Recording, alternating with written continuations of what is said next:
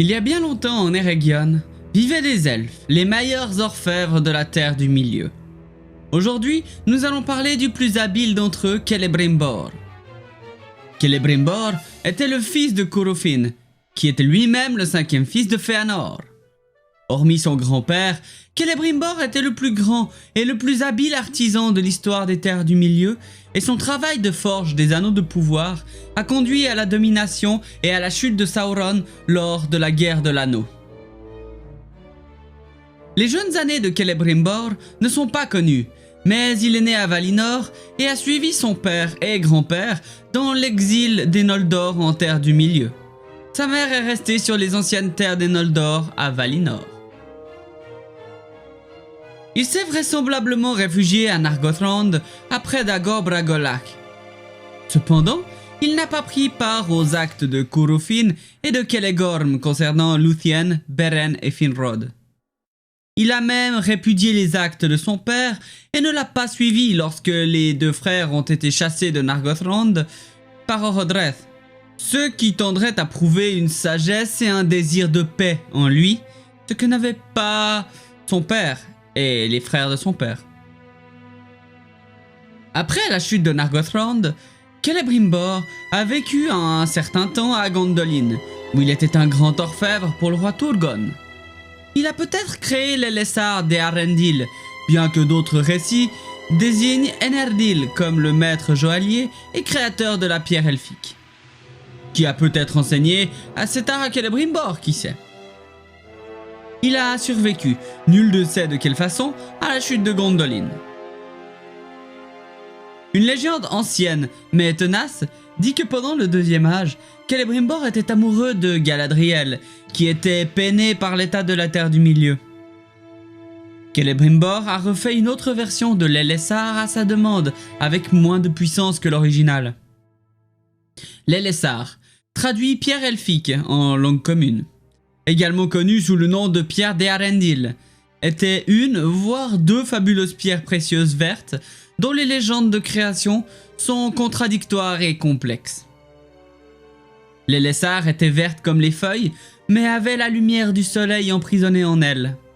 Elle était presque vénérée par les Noldor, et on disait que ceux qui regardaient à travers elle voyaient tout ce qui était vieux et flétri à nouveau jeune et beau. On disait même qu'elle accordait un certain pouvoir de guérison à son porteur. Bon, retournons à Celebrimbor. Au cours du deuxième âge, il était le seigneur des elfes d'Ostinedil en Eregion. Il était également à la tête du Gwaithimir-Dain, une guilde d'artisans elfes. Leur savoir-faire était si réputé qu'ils ont gagné jusqu'à l'admiration et l'amitié des nains de Khazad-dûm. Avec le nain, Narvi, Celebrimbor a fabriqué les portes de Durin qui gardaient l'entrée ouest du royaume des nains. Vers l'an 1200 du second âge, Sauron, se faisant appeler Anatar, le seigneur des cadeaux ou le dispensateur, et prétendant être un émissaire des Valar, arriva à Ostinedil et offrit son savoir au Gwaithimir-Dain. Sous la direction et les instructions d'Anatar, Celebrimbor et sa guilde ont créé plusieurs anneaux de pouvoir de moindre importance. Une légende dit que Celebrimbor a donné un de ses anneaux au roi Durin III, qui régnait à Khazad-dûm.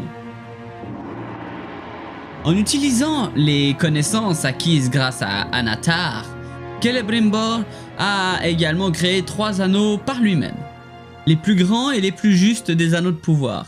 Ces anneaux étaient ainsi libérés de l'influence corruptrice de Sauron, car seul Celebrimbor lui-même les avait créés. Celebrimbor a alors nommé les anneaux Vilya, Narya et Nenya, d'après les principaux éléments que sont l'air, le feu et l'eau, respectivement. Vilya et Narya ont été envoyés par Celebrimbor à Gil-galad et Círdan à Lindon, et Nenya à Galadriel en Lothlórien. Pour la petite histoire, Vilya et Narya finiront entre les mains d'Elrond et de Gandalf. Nenya restera avec Galadriel en Lothlórien. Si les anneaux de pouvoir vous intéressent, j'ai fait un épisode dessus. Il y a le lien en haut là. Vers 1600 du second âge, Sauron forgea secrètement l'anneau unique, le maître anneau pour gouverner tous les autres, à Orodruin, la montagne du destin, qui lui permettrait de régner sur la Terre du Milieu en revendiquant la domination sur tous les anneaux de pouvoir et tous leurs porteurs.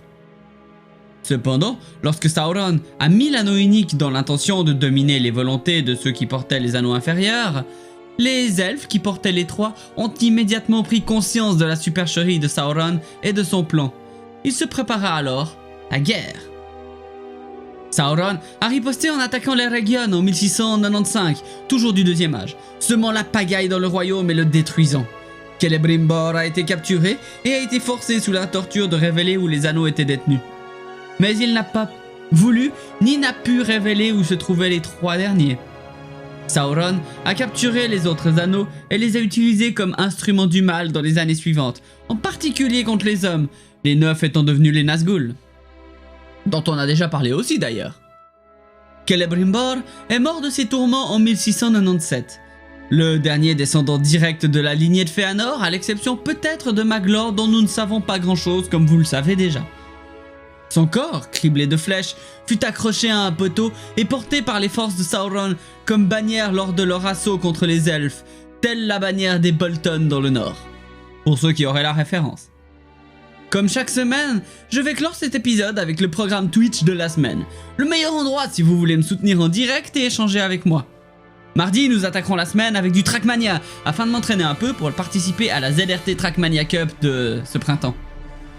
Mercredi, nous partirons comme presque tous les jours, comme presque tous les mercredis, sur Bataille pour la Terre du Milieu 2 avec qui sera prêt à me rejoindre. Jeudi, nous retournerons sur Darksiders Genesis avec un très bon ami, le Fossoyeur, dont la chaîne pourrait vous intéresser, la chaîne Twitch évidemment. Venez voir, car Darksiders est un jeu très agréable à regarder je trouve. Et je dis pas ça parce que j'ai envie de viewers, c'est vrai, je trouve vraiment le jeu vraiment agréable à regarder. Sinon, pensez à vous abonner, à commenter vidéo, à me soutenir sur Tipeee. Nous nous rapprochons de plus en plus de 6000 abonnés. Je vous remercierai jamais assez parce que pour moi c'est immense. Alors je vous dis à bientôt aux Terres du Milieu. Ciao!